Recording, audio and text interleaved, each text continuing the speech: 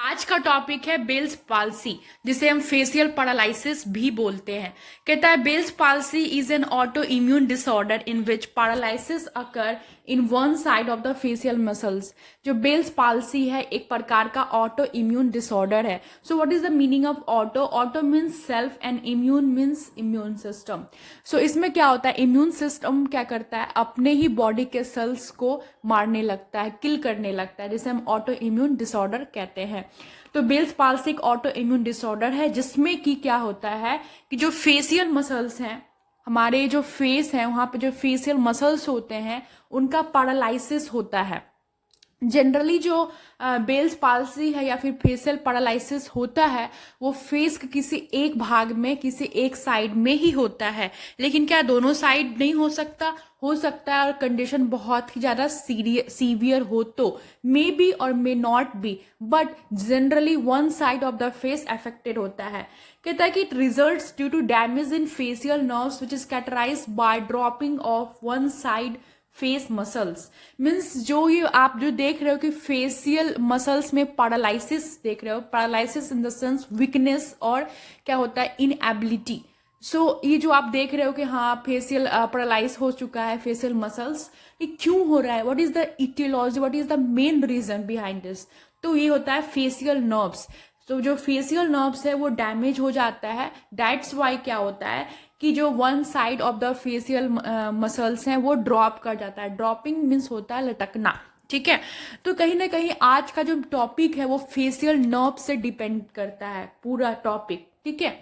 जैसे कि आपको पता हुआ कि फेशियल नर्व्स जो है एक जो है क्रेनियल नर्व्स होता है। What is a cranial nerves? इससे पहले की वीडियो में बताई थी कि क्रेनियल नर्व्स वैसे नर्व्स होते हैं जो ब्रेन से, जिनका ओरिजिन होता है, ठीक है। तो फेशियल नर्व्स भी एक प्रकार का क्रेनियल नर्व्स है। तो आप इस तरह से देख सकते हो, ये जो आप देख रहे हो ये सारे फेशियल नर्व्स होते हैं। जैसे कि इसका ओरिजिन ब्रेन से हुआ, फिर ब्रेन से होते हुए ये जो कान वाला पार्ट है, कान वाले पार्ट को क्या बोलते हैं आप सभी जानते होंगे, टेम्पोरल। टेम्पोरल है ना, टेम्पोरल एरिया है, वहां से गया। उसका ये जो फेशियल नर्व्स है ये कई सारे ब्रांचेस में डिवाइड होते हैं, ठीक है।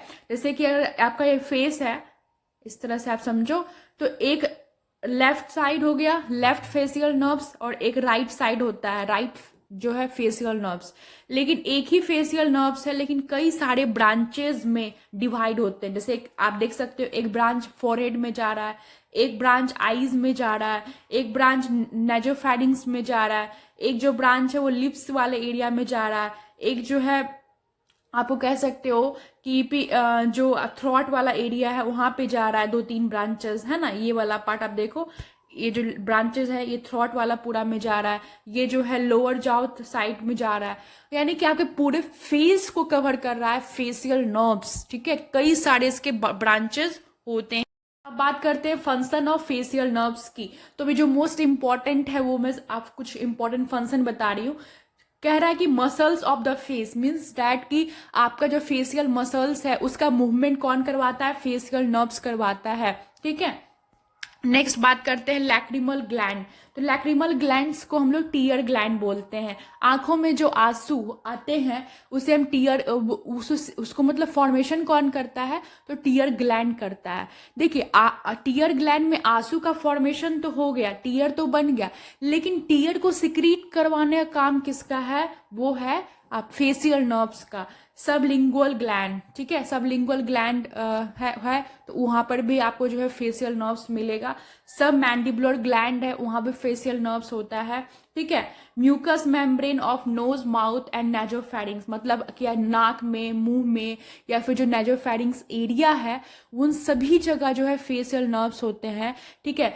फेशियल नर्व्स होते हैं खास करके म्यूकस मेम्ब्रेन में, क्योंकि म्यूकस सिक्रीट करना है, ये कमांड, ये आदेश कौन देता है? फेशियल नर्व्स देता है, ठीक है। Sensory information about taste from tongue, ठीक है। यानी कि जो हमारा जो टंग है, ये सब जो फंक्शन है वो आप ऐसा नहीं समझिएगा कि मैं आपको ऐसे ही बता रही हूँ, क्योंकि ये फंक्शन के अकॉर्डिंग जो है साइन एंड सिम्टम्स आपको समझ में आएंगे, ठीक है। तो जो टंग में जो टेस्ट बर्ड्स होते हैं, ठीक है, तो जैसे कि आप मीठा खाए, चीनी खाए, ठीक है। तो ये जो आपको टेस्ट आया, ये टेस्ट का सेंसेशन ब्रेन को कौन पहुंचाता है? तो फेशियल नर्व्स पहुंचाने का काम करते हैं, ठीक है। तो ये सब जो है आप ध्यान से एक बार फिर से इसको रिपीट से फंक्शन जरूर देख लीजिएगा। नेक्स्ट बात करते हैं, यहाँ पे आप देख सकते हैं कि किस तरह से आप देखिए कि इसका जो फेस है वो ड्रॉपिंग कर चुका है, यानी आप देखो यहाँ पे ये नॉर्मल कंडीशन है और ये जो है फेशियल पैरालिसिस का कंडीशन है। आप देख रहे हो कि इसका लिप जो है किस तरह से ड्रॉप कर चुका है, आई जो है वो भी ड्रॉप कर चुका है, आई क्लोज नहीं हो पा रहा है। तो ये सब कंडीशंस जो है अपीयर होते हैं। अब बात करते हैं इटियोलॉजी की। तो कहता है कि द काउज इज अननोन, मतलब जो एग्जैक्ट काउज है बेल्स होने पाल्सी होने का, यानी फेशियल पैरालिसिस होने का, वो अननोन है। बट ये सब रिस्क फैक्टर है, इंपॉर्टेंट रिस्क फैक्टर है। फर्स्ट ऑफ ऑल है रिस्क जो अपर रेस्पिरेटरी ट्रैक इन्फेक्शन है। बेसिकली अगर रेस्पिरेटरी ट्रैक में इन्फेक्शन होगा तो आपने देखा कि जो फेशियल नर्व्स है वो हमारे थ्रोट तक आया हुआ है ना। तो अब वो इन्फेक्शन जो फेशियल नर्व्स में भी जा सकता है और ट्रांसमिट हो सकता है और इसको इन्फ्लेम्ड कर सकता है, दैट्स वाई। नेक्स्ट है वायरल इन्फेक्शन, जैसे कि हर्पीस के कारण होता है, वैरिसेला जोस्टर के कारण होता है, एपिस्टिन बैर वायरस के कारण होता है। ये सब वायरस के नाम हुए, ये सारे वायरस के नाम हुए। तो वायरल इन्फेक्शन में also leads to Bell's palsy. Next बात करते हैं ब्रेन ट्यूमर। जब भी ट्यूमर, देखिए बेसिकली जब भी ये आप जो पढ़ रहे हो ये क्या है? एक न्यूरोलॉजिकल डिसऑर्डर है, एक नर्व डिसऑर्डर है। जब भी नर्व डिसऑर्डर पढ़ते हो तो जब भी ट्यूमर का आए ना तो आप इस तरह से कोरिलेट कर सकते हो।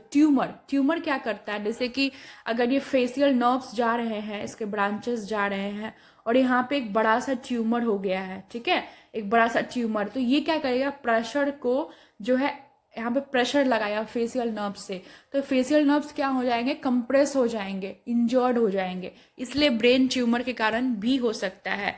उसके बाद बात करते हैं स्ट्रोक की। सो what is the stroke? Means brain में ऑक्सीजन की कमी हो जाना, ठीक है। तो ऑक्सीजन की कमी अगर हो जाएगी तो ब्रेन को तो बहुत सारा ऑक्सीजन चाहिए होता है फंक्शन करने के लिए, तो ऑक्सीजन की कमी होने की वजह से भी ये चीज हो सकती है। मेनिंजाइटिस। So why meningitis? क्योंकि मेनिंजाइटिस एक प्रकार का इन्फेक्शियस डिजीज है, ठीक है। तो अगर मेनिंजाइटिस होगा तो ये जो मतलब इन्फ्लामेशन है वो जो नर्व है, फेशियल नर्व्स हैं, उनमें भी तो फैल सकती है, वो भी इन्फ्लेम्ड हो सकते हैं, है ना। इसीलिए नेक्स्ट है हेड इंजरी। अगर हेड इंजरी हुई है तो हो सकता है कि फेशियल नर्व्स भी इंजर्ड हो गए हों हेड इंजरी में, दैट्स वाई ये भी एक प्रकार का रिस्क फैक्टर हो। तो साइन एंड सिम्टम्स की बात करते हैं। तो फर्स्ट सिम्टम्स जो होता है, जो कि आप कह सकते हो कि जो मेन सिम्टम्स होता है, ठीक है, फेशियल पैरालिसिस का, वो क्या देखने को मिलता है कि लॉस ऑफ एबिलिटी हो जाती है, यानी कि फेस का किसी भी एक हिस्से में, किसी भी एक साइड जो है, जो मूव करने की एबिलिटी है वो फेस की लॉस हो जाती है। क्यों होती है?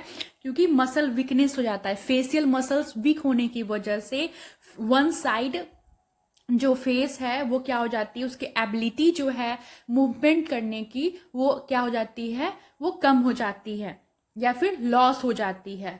और दोनों साइड भी हो सकता है, क्या हो सकता है, बट रेयर कंडीशन है, ना कि बराबर ऐसा केस आता है। उसके बाद आता है dropping of eyelids of affected side, यानी कि आप फेस का जिस हिस्से में, जिस पार्ट में अफेक्टेड होगा वहां पे ड्रॉपिंग ऑफ आईलिड्स होगा। क्यों होगा ड्रॉपिंग ऑफ आईलिड्स? मतलब जो आंखों की पलकें हैं वो लटकी हुई रहेंगी, ठीक है। क्यों ऐसा होगा कि आंखों की पलकें लटकी हुई रहेंगी? क्योंकि मैं आपको बताई थी कि जो फेशियल नर्व्स था, कौन सा नर्व्स? तो जो फेशियल नर्व्स था, क्रेनियल नर्व्स, फेशियल नर्व्स एक प्रकार का क्रेनियल नर्व्स है ना। तो इसकी जो ब्रांचेस थी वो आई में जा रही थी ना। तो और वो क्या कर रहा था? तो फेशियल नर्व्स क्या कर रहे थे? आई के मूवमेंट, जो आईलिड्स का मूवमेंट था उसको जो है कंट्रोल कर रहा था, उसको सिग्नल दे रहा था। जैसे आपको अगर अपनी पलक झपकानी है, ठीक है, तो ये सिग्नल कौन देता है कि आप पलक झपकाना, आईलिड को जो है झपकाना है, ये सिग्नल देता है कौन सा? फेशियल नर्व्स, ठीक है। तो क्योंकि अब फेशियल नर्व्स में प्रॉब्लम हो गई, that's why dropping of eyelids हो गया, जो आईलिड्स है वो लटक गई। चलिए, problem in smile in making facial expression. ये स्माइल करने में या फेशियल एक्सप्रेशन, यानी कि कहने का ये सेंस हुआ कि जिनको फेस पैरालिसिस होता है, जिस साइड में होता है, उसमें क्या होता है कि जो फेशियल एक्सप्रेशन है वो बिल्कुल खत्म हो जाती है। क्यों? क्योंकि हमने देखा था कि मसल्स जो है वीक हो जाती है। अब आप हंस रहे हो, आप कुछ कोई भी मूवमेंट कर रहे हो फेस में, तो किसकी वजह से कर रहे हो? आपके फेस में जो मसल्स हैं उनकी वजह से कर रहे हो। लेकिन उस मसल्स को कमांड कौन दे रहा है? तो फेशियल नर्व्स कमांड दे रहा है, क्योंकि उनमें प्रॉब्लम है। दैट्स वाई ना आप स्माइल कर पाओगे, ना कोई गेस्चर, ना कोई गेस्चर नहीं कर पाओगे। ठीक है, फेशियल गेस्चर। अब बात करते हैं लॉस और चेंज इन टेस्ट परसेप्शन। हमने बताया था स्टार्टिंग में ही इंट्रो में कि आप, इसीलिए आप मैं बताई थी कि पढ़ना बहुत जरूरी होता है एनाटॉमी। ठीक है, कि जो आपके टंग्स में जो टेस्ट बर्ड्स होते हैं वहां पे कौन जाता है? फेशियल नर्व्स जाता है। ठीक है, तो ये जो सेंस ऑफ जो टेस्ट होता है, ये फेशियल नर्व्स जो है उस टेस्ट को सेंस करते हैं। दैट्स वाई अगर फेशियल नर्व्स में प्रॉब्लम होगा तो आपके जो टेस्ट है वो लॉस हो जाएंगे या उनमें चेंजिंग भी देखने को मिल सकती है। खट्टा खाओगे तो तीखा फील हो सकता है, इस टाइप की प्रॉब्लम्स हो सकती है। And dry eye and mouth, मैं फिर से बोलूंगी कि आपने पढ़ा, आप जो स्टार्टिंग में अगर देखे होंगे वीडियो तो उसमें मैं बताई थी कि लैक्रिमल जो ग्लैंड होते हैं, यानी जो वैसे ग्लैंड जो आंसू बनाती हैं, वहां पर भी फेशियल नर्व्स होता है। यानी कि आंसू तो बन गया, बट आंसू को जो सिक्रीट आउट करना है, ठीक है, टीयर को सिक्रीट आउट करने का काम किसका है? फेशियल नर्व्स का काम है। और अगर फेशियल नर्व्स कमांड ही नहीं देगा लैक्रिमल ग्लैंड को, तो वो क्या करता है? टीयर्स को सिक्रीट आउट नहीं करता है, जिसकी वजह से क्या होता है? आई में ड्राइनेस हो जाती है। ठीक है, टीयर्स जो है आपकी आईज को मॉइस्चर जो है प्रदान करती है। नेक्स्ट बात करते हैं माउथ की। क्यों? क्योंकि हमने देखा था कि जो सलाइवरी ग्लैंड्स थे, हम जो फेशियल नर्व्स थे वो माउथ को भी कवर कर रहे थे, आपके थ्रोट तक जो है फेशियल नर्व्स कवर करता है। तो जो है सलाइवा में भी प्रॉब्लम होती है, इसलिए माउथ भी ड्राई हो जाते हैं। नेक्स्ट बात करते हैं डायग्नोस्टिक इवेल्युएशन की। तो first of all history collection है ना। तो नेक्स्ट है फिजिकल एग्जामिनेशन। फिजिकल एग्जामिनेशन में आप देख सकते हो कि जो फेशियल एक्सप्रेशन है, स्माइल है, या उसका आईलिड्स तो ड्रॉप नहीं है, लिप तो ड्रॉप नहीं है, आंखें बंद तो हो रही है ना, ये सब चीज आप देख सकते हो। नर्व फंक्शन स्टडी मैं पिछला वीडियो में बताई थी कि नर्व फंक्शन स्टडी में क्या होता है कि जो आपका जो फेशियल नर्व्स में प्रॉब्लम है, डॉक्टर्स क्या करते हैं, वो देखते हैं कि जो फेशियल नर्व्स है उनका जो सिग्नल, अब नर्व्स है तो उनका काम ही होता है सिग्नल को सेंड करना। तो सिग्नल सेंड जो कर रहे हैं उनके वेलोसिटी, यानी कि जो फेशियल नर्व्स हैं उनमें जो सिग्नल ट्रांसमिट हो रहा है उसकी वेलोसिटी, उसकी स्पीड को चेक की जाती है। नेक्स्ट है इलेक्ट्रोमायोग्राफी। ये भी मैं बता चुकी हूँ। इलेक्ट्रो का मतलब इलेक्ट्रिक करेंट होता है, एंड मायो का मतलब क्या होता है? मायो का मतलब मसल्स होता है। ठीक है, यानी कि आपकी जो फेशियल मसल्स हैं, ठीक है, उनमें जाने वाली इलेक्ट्रिक करंट। यहाँ इलेक्ट्रिक करंट का मतलब क्या हुआ? सिग्नल। ठीक है, तो यानी कि फेशियल मसल्स में जो सिग्नल जा रहा है फेशियल नर्व्स के द्वारा, ठीक है, उसको वो एनालाइज करते हैं कि सिग्नल जा रहा है तो किस तरह से फेशियल मसल्स रिस्पॉन्ड कर रहा है। ठीक है, नेक्स्ट बात करते हैं मैनेजमेंट की। तो फर्स्ट जो आप देख सकते हैं कि सबसे पहली बात एक चीज और समझिएगा कि बेसिकली जो क्या होता है कि मोस्ट ऑफ द पीपल्स में जो मैनेजमेंट की जरूरत नहीं होती है, मतलब कि मेडिसिन की जरूरत ज़्यादा नहीं होती है, नॉर्मली वो ठीक हो जाता है। लेकिन कुछ ऐसे कंडीशंस होते हैं जिनमें मेडिसिन की जरूरत पड़ती हैं। फर्स्ट ऑफ ऑल है स्टेरॉइड्स। तो स्टेरॉइड्स में जो है प्रेडिनोसोन देंगे ताकि जो इन्फ्लामेशन है उसको जो है क्या कर सके? रिड्यूस कर सके। इन्फ्लामेशन को रिड्यूस करने के लिए स्टेरॉइड्स देंगे। नेक्स्ट बात करते हैं एंटीवायरल। एंटीवायरल क्यों देंगे? ताकि जो है वायरल इन्फेक्शन से बचा सके। कौन सा देंगे? तो एकाइलोविर देंगे। नेक्स्ट एनालिसिस देंगे ताकि पेन को जो है कम कर सके। फिजियोथेरेपी की जरूरत होती है। क्यों फिजियोथेरेपी की जरूरत होती है? क्योंकि ऐसा समझिए कि उसका जो है फेशियल मसल्स का पैरालिसिस हो चुका है ना, तो इसीलिए जो है उसे फिजियोथेरेपी की जरूरत होगी ताकि जो है अपने मसल्स टोन, वो ऐसे कुछ एक्सरसाइज करवाते हैं स्पीच, क्योंकि अगर जैसे कि लिप जो है लटक गया है तो बोलने में प्रॉब्लम होगी। ठीक है, सांस लेने में भी प्रॉब्लम हो सकती है। तो ये सब कंडीशन की वजह से क्या करेंगे, उनके मसल स्टोन पे वर्क करते हैं। ठीक है, फेशियल मसल्स जो अफेक्टेड हो चुका है, फिजियोथेरेपिस्ट उसको जो है एक्सरसाइज के द्वारा ठीक करवाने की कोशिश करते हैं। नेक्स्ट है नर्सिंग मैनेजमेंट। तो क्या कह रहा है इसमें, कह रहा है कि जो मोटर रिस्पॉन्स है, फेशियल नर्व्स का जो मोटर रिस्पॉन्स है, मोटर रिस्पॉन्स क्या हुआ, जैसे कि हम आपको बोले कि पलक झपकाइए, यानी कि फेशियल नर्व्स जो है बोला कि भाई पलक झपका लो आईलिड्स को। अब आईलिड्स का काम है कि पलक झपकाना, लेकिन अगर वो नहीं झपका रहा, यानी कि मोटर जो फेशियल नर्व्स जो है वो मोटर रिस्पॉन्स सही से नहीं हो पा रहा है, ठीक है, फेशियल मसल्स के द्वारा।